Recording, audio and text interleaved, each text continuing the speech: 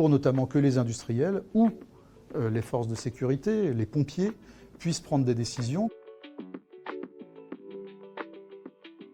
Ce qui est évident pour moi, c'est qu'un industriel qui ne se donnerait pas les moyens de monitorer avec grande précision ses propres émissions n'engagerait pas le mouvement vers la réduction de celles-ci.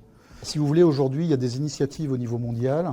Vous avez, je ne sais pas si vous connaissez Climate Trace, donc des satellites qui observent la Terre et qui permettent de dimensionner les émissions de sites. Et après, potentiellement, de taper sur un industriel ou sur un pays en lui disant « vous émettez tant ». Le constat est fait. Tout le monde dit quand on regarde un problème, on l'a déjà résolu. Sauf que non, celui qui regarde le problème ne peut pas le résoudre. Et donc, la démarche souveraine d'un industriel qui fait des investissements de R&D pour se donner les moyens d'être précis et systématique sur ces mesures de polluants, c'est en tout cas, de mon point de vue, le signe qu'il fait ça pour quelque chose et donc probablement pour réduire ses émissions.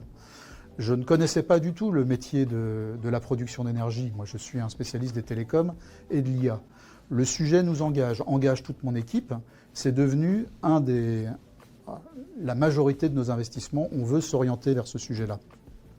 Aujourd'hui, le fait de contribuer à ça, en tout cas, nous, société technologique, on considère qu'on met notre pierre dans l'édifice qui permettra d'aller vers des énergies plus propres.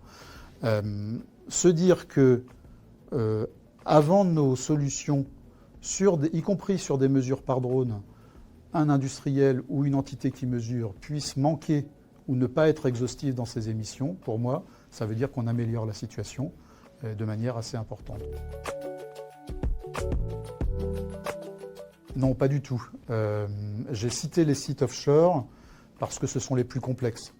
À partir du moment où on arrive à faire des choses efficaces sur des sites offshore, en gros, on sait le faire partout.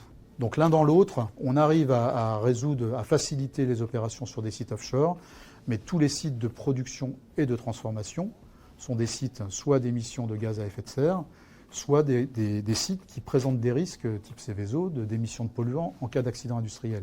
Donc l'objectif de nos technologies, c'est la mesure, le monitoring en continu des émissions de gaz à effet de serre, d'accord ?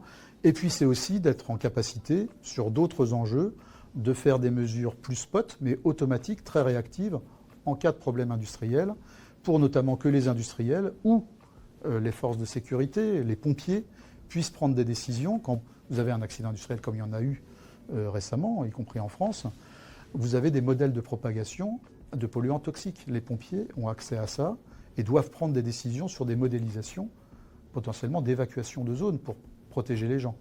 Le fait d'avoir la capacité quasiment en temps réel de venir vérifier ces modèles prédictifs pour confirmer ou infirmer ce qui est en train de se passer, c'est un autre enjeu clé qu'on va aborder chez UAVIA à partir des mêmes technologies.